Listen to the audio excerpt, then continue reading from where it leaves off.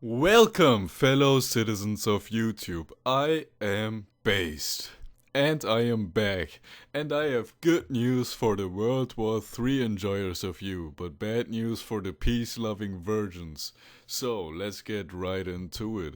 Here's the map. You probably already know this map. And you probably know this if you haven't followed the war the last, month or weeks.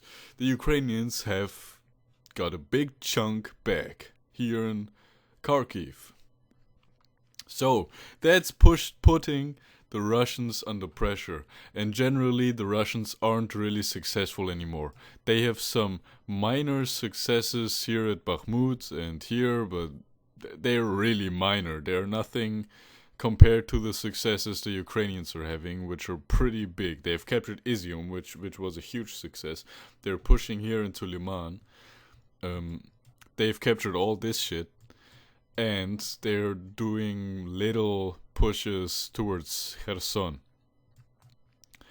So, the Russians are under pressure. The first thing they did was kill the power in eastern Ukraine. So, the electricity, I mean by power. Which showed, guys, we have power over your power. And yeah, we can just snap it off if you continue fucking getting back your territory. The Ukrainians didn't fucking care. They're continuing to push. So, Putin got an idea. His idea was, and you probably already heard it because it's all over the fucking news, holding referendums of annexations for Kherson, Donetsk, and Luhansk. And so from the 23rd to 27th of September, the people are gonna vote if they want to belong to Russia, if they want to be annexed into the Russian Federation officially, like Crimea was in 2014. I'm presuming right now that those referendums will be successful and they will join the Russian Federation, because usually they are. And if the people vote no, then you can just fake the vote results and make them vote yes. So it doesn't really matter what they vote, probably. And what that means for the Ukrainians is the Russians only could use a small chunk of their military. Their active military right now is around 900,000. Their combat personnel. But Russia is only using around 200,000 in Ukraine. That's because of these 900,000, 500,000 are conscripts. And Putin promised at the start of the war that he's not gonna use conscripts. And the professional army is around 400,000. And he used around half of the professional army in Ukraine, because you also have to keep the professional army at the borders with China, Japan, Finland. Here, Russia has NATO borders here. So, and here in South Ossetia. So they need to secure the borders. So they could only use a small chunk of their military, which was a huge problem for the Russians, this whole invasion, because they didn't have enough manpower. They didn't have enough manpower to take Kiev. They didn't have enough manpower to hold Kharkov here. They didn't have enough manpower to advance in the trench warfare of Donetsk, or at least not advance quickly enough. They didn't have enough manpower to protect their logistics while, following through with big offensives. Here they had very successful advances. Those are really fast advances, and they were in only 2 days. They only accomplished this in 2 days. And the problem was they didn't have enough manpower to secure these supply lines, so the Ukrainians had free chicken dinner to eat the Russian supply trucks. So they had to retreat.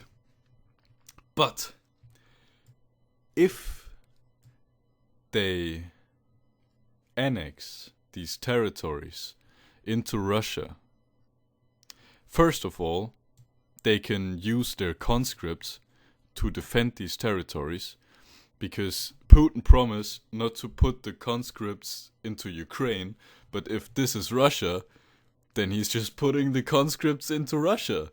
So then he can use his conscripts to defend these areas. The second thing is, then it's way easier to declare war on Ukraine and therefore start a mobilization to gather way more manpower, because Russia is 144 million people. Let's say half of them are males. Let's say half of them are eligible males for military stuff.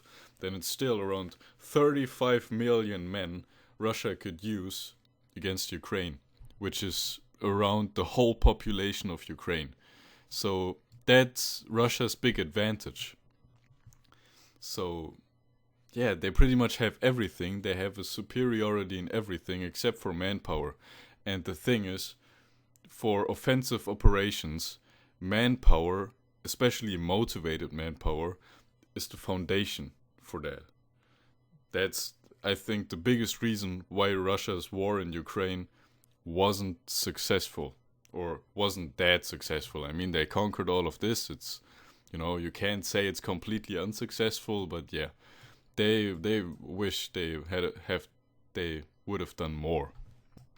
And maybe you ask yourself, why didn't Russia already do this? Why didn't Russia already mobilize and do all this stuff? Because, first of all, they think it's a trap. Ukraine is a trap. And they don't want to, put their whole body into the trap. They're just putting their twinkle toes into the trap. The second thing is, wars aren't really popular. And the Russian government wants to remain popular. So, yeah, nobody likes war. And even if the population would like to have a war, after 2 months of war, they realize, war isn't a cool real-time strategy game where you're one soldier and you can shoot at people, which is really fun. War is pretty horrible. So, you quickly start to lose popularity if you're in real war engaged.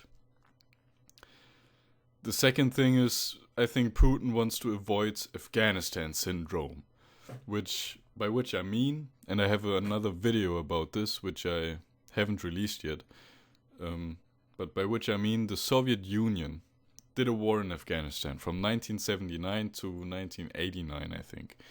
And they pretty much tried a similar thing as the US.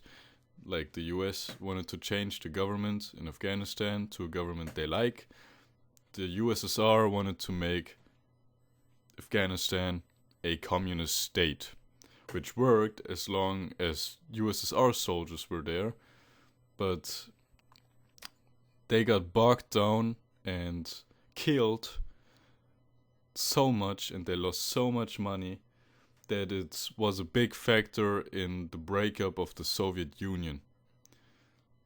So Putin wants to prevent that, to prevent another breakup of the Russian Federation. Because the Russian Federation isn't like Germany, for example. Everybody in Germany is a German, pretty much everybody. Bavarians are different from people from Berlin and all that, but they all can understand each other, except for Bavarians, maybe.